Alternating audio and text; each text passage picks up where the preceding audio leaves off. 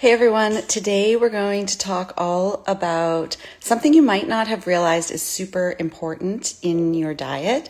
And when you're trying to eat healthy, you might actually be missing out on it. And it is fiber. So this is something that I talk with my clients about all the time, and reminders are needed all the time. I check my own levels of fiber to make sure I'm getting enough. When maybe you're trying to eat healthier, you've cut out the refined carbs, which is amazing, which is great.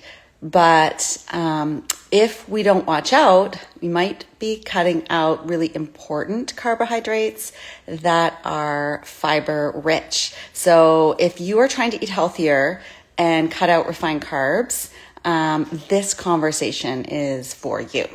So fiber does so much more than help you go to the bathroom.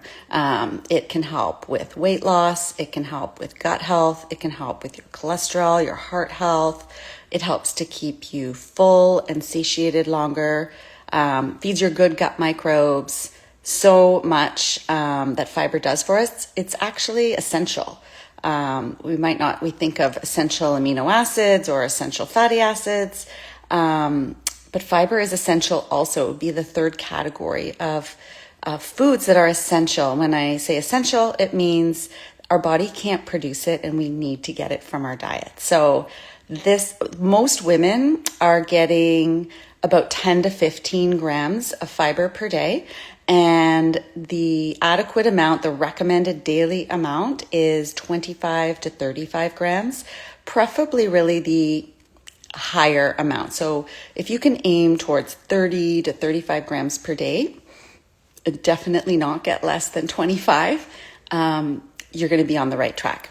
So as I said, the pattern I see is you're cutting out breads, bagels, muffins, sweets, things like that, which is great. They actually tend not to have a lot of fiber in them anyway, those types of foods. But often we can make the mistake of also cutting out the whole grains, the legumes, the starchy veggies. And these things do provide us with fiber.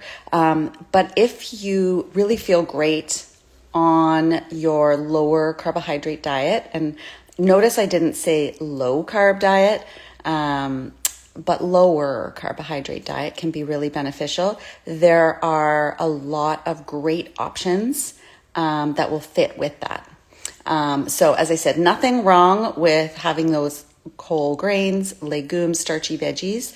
They're going to be great sources of fiber. But if you are focused on a lot of other foods, you can get your fiber needs met with actually just knowing a few key foods that are high fiber. So I've seen other videos here on Instagram with practitioners telling people they should not restrict carbohydrates at all because they're missing out on fiber. But you can really achieve both a slightly lower carbohydrate diet that suits you and still meet your fiber needs. So I just want to emphasize that you can achieve your fiber needs in a bunch of different ways. And just because you're trying to go lower carbohydrate doesn't mean you can't meet your fiber needs pretty easily.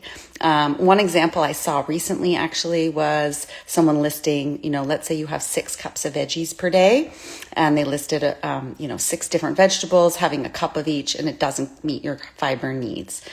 Definitely that is true, but this person didn't provide options and information on which foods you might choose instead. So that's what I want to do today. So I have my list of foods here ready. So number 1 is raspberries and blackberries. Both of them are super high in fiber. 1 cup of raspberries is about 8 grams. 1 cup of blackberries is about 7.5 grams. So if you're trying to get to 25, a cup of raspberries gets you almost a third of the way there for your full day. So really, really great. Now, berries are expensive when you buy them fresh. I tend to buy mine frozen. You can add them to smoothies. I warm my frozen berries and stir them into my plain Greek yogurt. Lots of things that you can add your berries to. Avocado. So half an avocado is 5 grams of fiber. So we might not think of avocado as having a lot of fiber, but definitely it does. You can cut that up and add it to your salads. You can add some to your smoothies as well.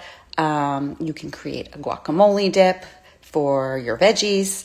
So that's another example. Another one is you probably think of these things as being fiber rich, but psyllium, ground flax, and chia are all great sources of fiber. So for psyllium and chia, it's about 5 grams for 1 tablespoon. For ground flax, you need about 2 tablespoons to get 5 grams of fiber.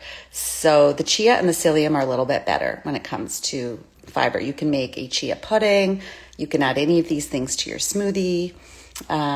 So a few different ways that you can enjoy those foods. Another one you might not know about is dark chocolate. The darker, the better. The darker, the more fiber it will have. So that 90% dark chocolate is going to have 5 grams of fiber, 1 ounce. So that's a 1 ounce serving, which is typically the serving size recommended. So 1 ounce of that 90% dark chocolate is going to get you 5 grams of fiber. You may not have thought of that as a good way to get your fiber. So definitely all your veggies, and of course those whole grains, legumes, starchy veggies as well, are going to help you get there. But these are a few key, I'll say lower carb, or ones that most people tend to enjoy on a lower carbohydrate diet, that really can get you all your fiber needs. So if you're watching the replay, or if you've been watching this live, comment below if you would like my 1-page PDF.